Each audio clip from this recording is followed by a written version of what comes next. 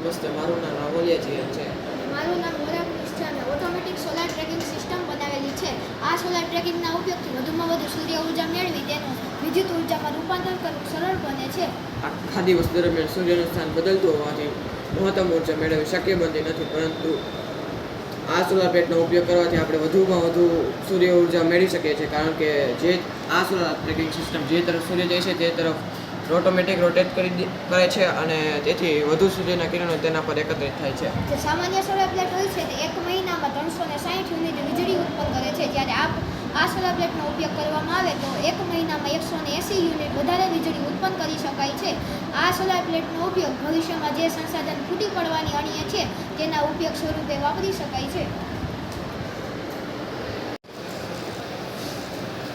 જે તરફ સૂર્ય જશે તે તરફ આ સોલાર પ્લેટ પોતાની જાતે જ ફરશે.